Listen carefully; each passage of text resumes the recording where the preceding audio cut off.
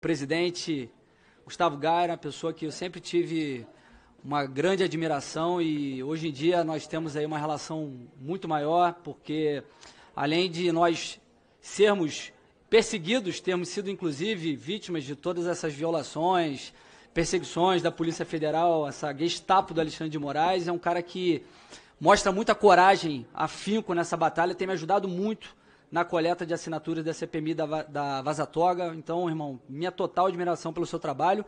Cumprimentar também o Davi Agape, também admiração pelo seu trabalho. O Eduardo Tagliaferro, também parabenizá-lo pela sua coragem.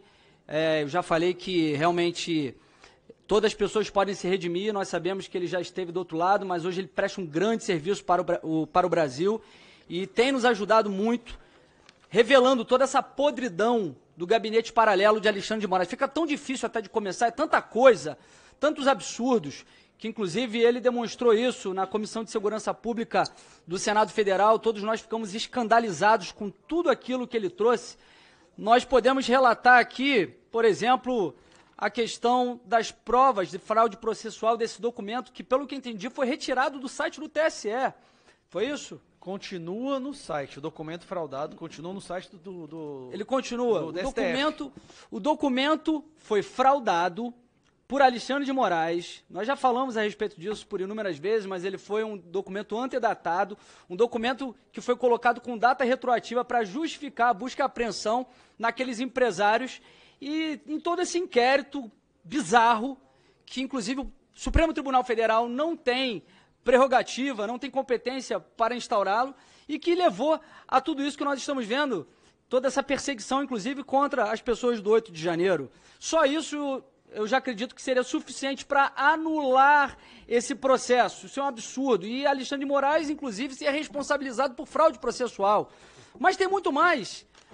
A PGR trocava mensagens com o Eduardo Tagliaferro. Não sei se ele pode afirmar novamente isso, porque ele disse isso durante a Comissão de Segurança Pública do Senado. O Gonê, Procurador-Geral da República, que quer ser reconduzido ao cargo, trocava mensagens com ele nesse gabinete paralelo de Alexandre de Moraes, e eu acredito que, pelo que ele disse, eles buscavam a produção de provas ilegais através disso. Mas só essa relação entre a Procuradoria-Geral da República e esse gabinete paralelo, que era parte de um órgão jurisdicional, só isso já demonstra a promiscuidade dessa relação que não pode existir, que inclusive levou também à anulação da Lava Jato.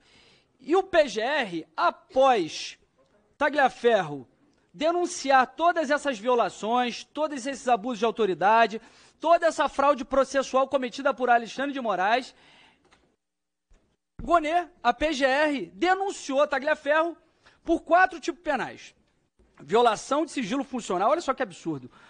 Ele acusa, ele vai e mostra a podridão que vinha acontecendo no gabinete paralelo de Alexandre de Moraes, mostra as irregularidades, ele denuncia, e aí, a partir disso, ele é responsabilizado, ele é atacado por violação de sigilo funcional. Não há violação de sigilo funcional quando ele está denunciando um crime que estava sendo praticado por Alexandre de Moraes, aparelhando a justiça para perseguir seus adversários.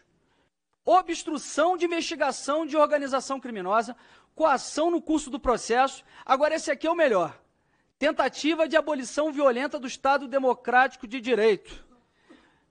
Gustavo Gaia já questionou aqui a respeito disso. Eu queria entender quando foi essa tentativa de abolição violenta do Estado Democrático de Direito, tendo em vista que Tagliaferro trabalhava, naquela oportunidade, no gabinete de Alexandre de Moraes. Não teve nenhuma outra tentativa de golpe de Estado após o 8 de janeiro. E olha o tipo penal, qual é? 359L, tentar com emprego de violência ou grave ameaça abolir o Estado Democrático de Direito, impedindo ou restringindo o exercício dos poderes constitucionais. Eu gostaria de saber onde está a violência ou grave ameaça que Tagliaferro fez denunciando as ilegalidades, fraudes processuais contra Alexandre de Moraes, que estavam sendo praticadas por Alexandre de Moraes. Quando que ele tentou abolir o Estado Democrático de Direito? Aliás, é isso que nós estamos acostumados a ver. Alexandre de Moraes, ele sempre se considera justiça. Ele lembra o rei Luís XIV, eu sou o Estado. Alexandre de Moraes, ele fala que ele é a democracia. E todos que se insurgem contra ele são considerados os violadores da democracia, os antidemocráticos, quem quer fazer tentativa de abolição violenta do Estado Democrático de Direito. Isso é um absurdo completo. E nós estamos vendo Tagliaferro denunciando tudo isso acontecendo, fraudes processuais, essa relação promíscua da PGR com esse gabinete paralelo, e a imprensa fica calada. A imprensa fica calada, não noticia nada. A única vez que a imprensa começou a noticiar sobre isso foi naquela comissão do Senado Federal, Comissão de Segurança Pública, porque naquele dia foram mensagens reveladas que eram bombásticas. E naquele dia nós conseguimos um pouco da atenção da imprensa, mas muitos, inclusive, colocando em xeque a credibilidade de Tagliaferro, denunciando tudo isso que ele trouxe a público. E mais, nós vemos também ele trazendo aqui coisas tão absurdas, pessoas que faziam parte desse gabinete paralelo, só para concluir, tá, senhor presidente? Pessoas que faziam parte desse gabinete paralelo, que hoje foram premiadas, hoje estão na estrutura do governo federal. Estão trabalhando na estrutura do governo Lula, ganharam um prêmio. Vossa Excelência esqueceu de falar uma pessoa aqui. Esse aqui me causa muita estranheza. José Fernando Chuí. Hoje esse camarada é corregedor da ABIN, Agência Brasileira de Inteligência. Ele cooperou com esse gabinete paralelo de Alexandre de Moraes e hoje está na estrutura do órgão máximo de inteligência do nosso país. Que absurdo, cara. Eu não acredito que a gente está vivendo tempos tão bizarros, tão sombrios quanto esse. Tudo isso que ele trouxe aqui, só isso, é suficiente para anular todo esse processo. A gente tem falado muito sobre anistia, e eu tenho dito sempre que a anistia é um caminho mais fácil para fazer justiça àquelas pessoas do 8 de janeiro. Só que não é o ideal, porque a anistia é uma confissão de culpa, porque a anistia é o perdão de um crime que de fato aconteceu. E, na verdade, o que nós temos que buscar é a anulação do processo. Esse processo é totalmente fraudulento, e eu tenho certeza que no futuro nós vamos ver nos livros de história tudo isso sendo contado.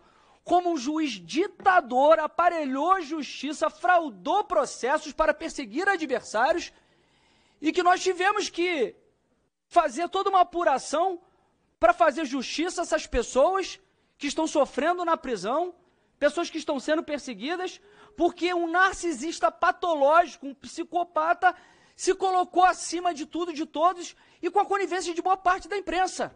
Isso é inacreditável. É por isso, Gustavo Gaia, meus amigos que estão aqui, deputados, que eu peço encarecidamente a todos vocês que lutemos agora pela CPMI da Vaza Toga. Não há nada mais importante nesse momento do que a CPMI da Vaza Toga. Eu tenho essa pauta de combate à censura, de liberdade de expressão, de defesa da democracia há muitos anos. Mas isso foi escalonando à medida que nós fomos cada vez mais vendo que a ditadura foi escalonando. Eu vi um grande amigo meu, Daniel Silveira, ser preso numa safadeza desses caras e com a conivência de boa parte do parlamento. Minha casa foi invadida pela Polícia Federal numa fraude processual também, a casa de Gustavo Gaia também foi invadida, e tudo isso foi me dando cada vez mais força, mais vontade de lutar por essa pauta. E agora, nesse momento, nós temos a grande chance, a grande oportunidade de fazer uma investigação contra todas essas pessoas que tramaram, que fizeram o mal, que estavam trabalhando no esgoto, no calabouço, para perseguir adversários políticos e fazer com que pessoas inocentes estejam presas até hoje.